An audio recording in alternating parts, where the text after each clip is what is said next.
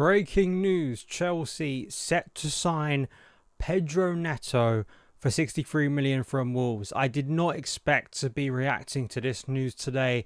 It's a huge shock. It's come out of absolutely nowhere. Given the past week, we've been speaking about Conor Gallagher's exit. We've been speaking about Samu Amarodian, of course, to be signed from Atletico Madrid. There's been more goalkeeper signings, and as we edge nearer to the season, a sense of fear over what Chelsea could be. This is a huge shock, and maybe you'll be quite surprised. I'm very positive about signing Pedro Neto because he feels very much like an antidote to the business Chelsea have been trying to do this summer. There are some red flags. I think we all know with Pedro Neto, the red flag is a bit obvious, and it has been for some time. But in terms of talent, in terms of ready-made Premier League talent, the potential is there for a massive upgrade. And I'm amazed at how quickly this deal has just come out of nowhere, and actually a bit refreshing, to be honest, because in the day and age we live in, right, where we know a deal months, weeks ahead, and it's no surprise when that player eventually turns up. This is actually one of those rare occasions where Chelsea have clearly been working in the background, because this name was only not even seriously linked, briefly, it was an idea, it was a name that some people had on kind of their fantasy list. It wasn't a name that I thought would come to fruition, but clearly via David Ornstein in The Athletic, we're going to be talking about it. So hit that like button if you're excited about this signing. Please do let me know your thoughts in the comments below. If you're listening on the podcast feed, thank you for tuning in. So David Ornstein for The Athletic. Chelsea have agreed a deal, 63 million euros, that is, Pedro Neto deal with Wolves. The West London side will pay a fee of around 60 million euros, which is 51, they've got it here in dollars, so a bit under 60 million pounds, that is, plus 3 million euros in potential bonuses to sign Neto, who will undergo a medical shortly. The 24-year-old made 20 Premier League appearances for Wolves last season amid 2 spells out with hamstring injuries, registering 2 goals and 9 assists. He returned to fitness at the end of the season and was part of the Portugal squad at the Euros.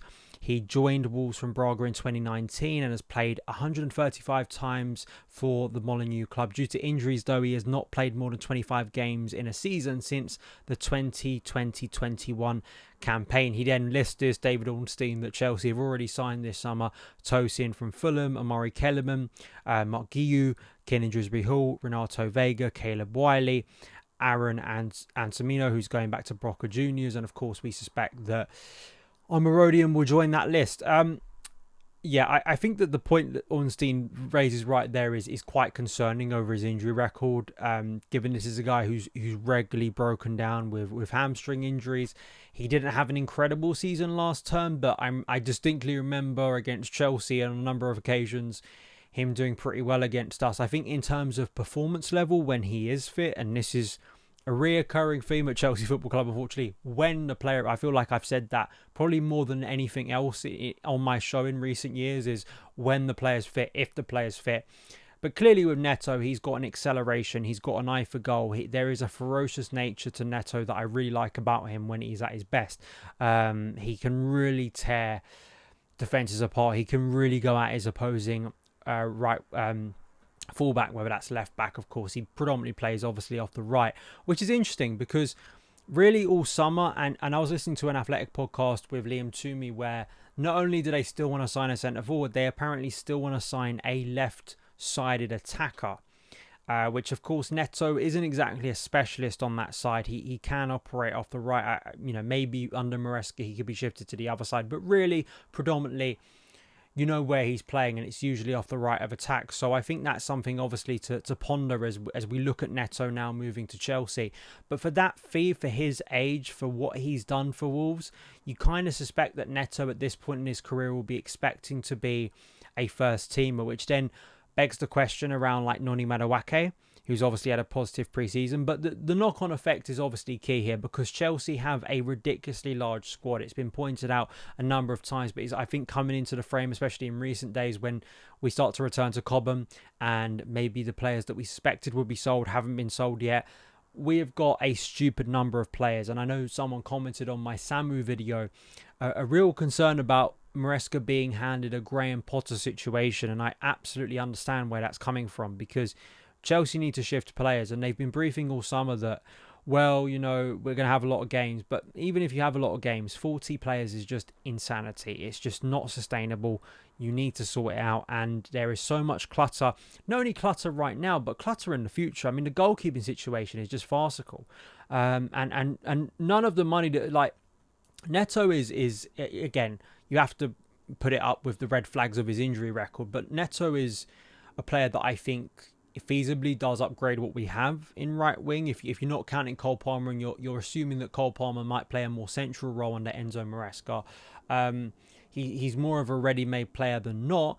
But the amount of money we've spent on players who are not even here this season is insanity, really. And you do ponder, if Chelsea saved a lot of that money and spent it elsewhere, they could have actually bought some seriously elite players. But I bang the drum and say that a lot of the time, and I feel like I'm sort of wasting energy now because that's clearly not the direction of travel. But I will say that Neto, a fit Neto, is more of what I would deem what you're supposed to be doing in a transfer window, which is trying to upgrade your squad.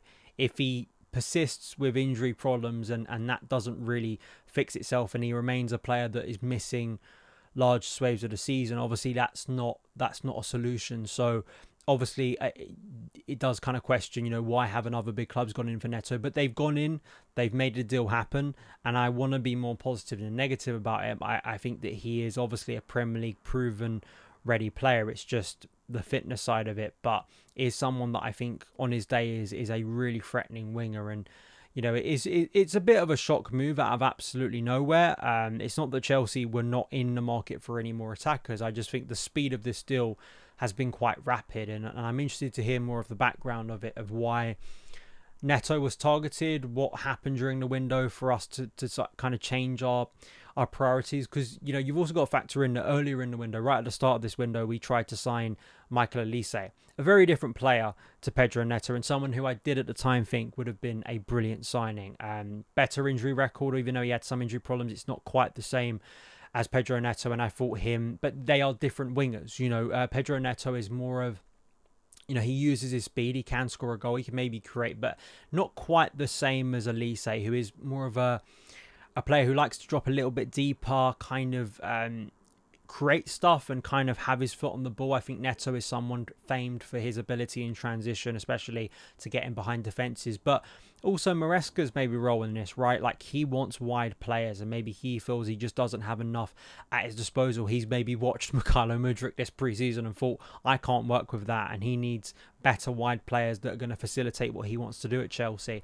So with Cole Palmer now obviously training at Cobham, I think his positioning, Christopher Nkunku, how they all factor into a Chelsea team is going to be fascinating. But listen, I think there'll be more positivity than negativity, with the massive caveat of obviously the injury record of Pedro Neto. But I think in terms of his ability as a player, which is obviously important, and if he could remain fit, I do think he is a very exciting potential addition to this team. And from what it looks like, Chelsea have made the deal happen.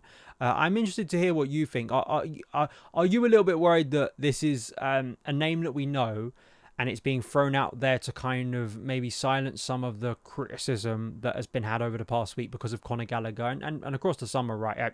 Listen, this does not change my general feeling about Chelsea. Trust me, I'm not someone sitting here like going, well, it's a transfer I kind of like, so I'm now going to sit here and go, well, everything's wonderful. No. Listen, that's not how we do things around here, and I'm not going to be dishonest with you. But I looked at the news and I thought, you know what, that's at least something I can be a little bit positive about, which is in short supply at the moment about Chelsea, and is a deal they've done in rapid time. But are you someone who's a big Neto fan? Do you really think this is a big move? So let me know your thoughts. I think the one thing you can't accuse this move of, at the very least, is kind of the standard Chelsea buying someone who has no minutes, who has really not proven anything, and you're spending serious money on him, and it's for the future. Pedro Neto is for the now. That's undeniable. And Victor Osimhen, if that deal gets done before the end of this window, which I still think is far-fetched, but if it did, that's obviously for the now. So at least there are some moves being made for what's going to happen in the season, which is very important. But yeah, let me know your thoughts. We'll see if this gets over the line. I suspect it will. Ornstein obviously has an amazing track record, and I mean, I know we've been here with wingers before, like with Rafinha, And even though a deal has been agreed, something falls out. If Barcelona don't come in late, I think Pedro Neto will be a Chelsea player. So those are my thoughts. Let me know yours, and I'll see you again very soon. All the best.